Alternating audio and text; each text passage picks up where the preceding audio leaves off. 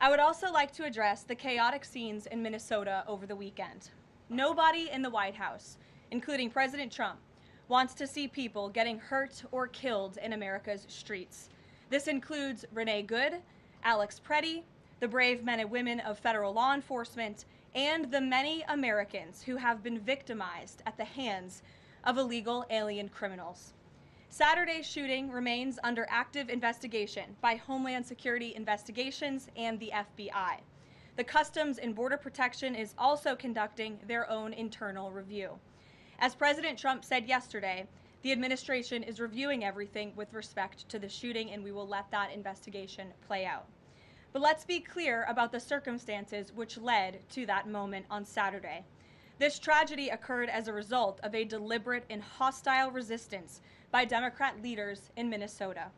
For weeks, Governor Walz and the Mayor Jacob Fry and other elected Democrats were spreading lies about federal law enforcement officers who are risking their lives daily to remove the worst criminal illegal aliens from our streets: murderers, rapists, pedophiles, human traffickers, and gang members.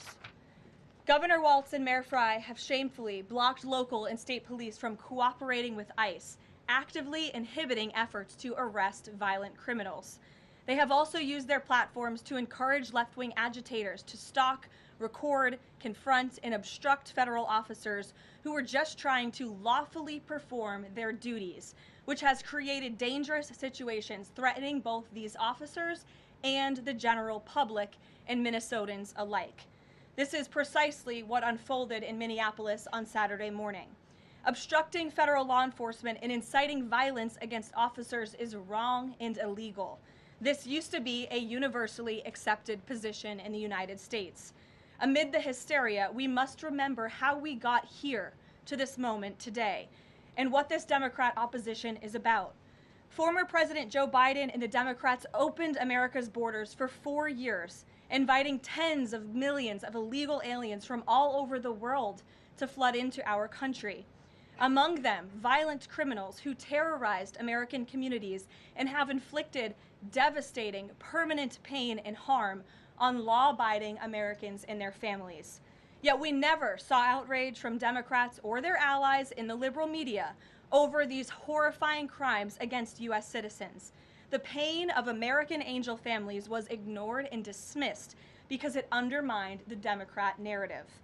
Innocent Americans like Jocelyn Nungray, Laken Riley, and Rachel Morin are just a few of the many victims savagely murdered by illegal alien criminals. Earlier this month, an illegal alien from Mexico with a long criminal history who came into our country under Joe Biden's administration threw a baseball-sized stone at a school bus carrying children in New Jersey and fractured the skull of an 8-year-old innocent child.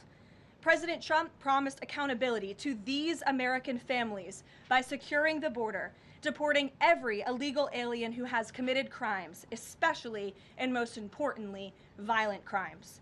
Nearly 80 million Americans voted for him to deliver on that very promise, and he is. As the duly elected president, the president is fulfilling the will of the people by arresting and removing these threats from our country in cities from Los Angeles to New York and, yes, Minneapolis. Yet Democrat leaders in Minnesota with sanctuary city policies have actively defied federal immigration law and the will of the people. And as a result of that defiance, 2 Minnesotans have now tragically lost their lives on the streets of Tim Walz's state. It is President Trump's hope and wish and demand for the resistance and chaos to end today. That's why President Trump spoke with Governor Walz directly this morning, and he has outlined a clear and simple path to restoring law and order in Minnesota. Number 1, Governor Walz, Mayor Fry, and all Democrat leaders should turn over all criminal illegal aliens currently incarcerated in their prisons and jails to federal authorities, along with any illegal aliens with active warrants or known criminal histories for immediate deportation. Number 2, state and local law enforcement must agree to turn over all illegal aliens who are arrested by local police. And then thirdly, local police must assist federal law enforcement in apprehending and detaining illegal aliens who are wanted for crimes, especially violent crimes. If Governor Walz and Mayor Frey implement these common sense cooperative measures that, I will add, have already been implemented in nearly every single other state across the country, Customs and Border Patrol will not be needed to support ICE on the ground in Minnesota. ICE and local law enforcement can peacefully work together, as they are effectively doing in so many other states and jurisdictions. Additionally, President Trump is calling on the United States Congress to immediately pass legislation ending sanctuary cities once and for all. American cities should be safe sanctuaries for law-abiding citizens only, not for dangerous illegal alien criminals who broke our nation's laws and do not belong here. We hope Governor Walz will do the right thing and continue to work with President Trump to keep the American people safe following their call this morning. Americans overwhelmingly want exactly what President Trump is delivering: strong borders and strict immigration enforcement against the worst illegal aliens, of which there are still hundreds of thousands to deport from the interior of our country. The most peaceful way to carry out this vital public safety mission is for Republicans and Democrats to do it together, and for state and local law enforcement to work together with federal law enforcement. We want to let cops be cops.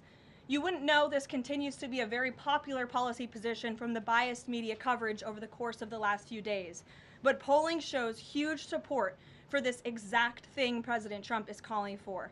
More than 80% of Americans favor deporting illegal aliens convicted of violent crimes. A country unable to deport criminals who enter it illegally is no country at all. The open borders agenda of Kamala Harris, Tim Walz, and the Democrats was already on the ballot on November 5th, 2024, and it was resoundingly rejected. President Trump will never back down from his promise to deport violent criminal illegal aliens and make America safe again, and he welcomes all cooperation in that effort.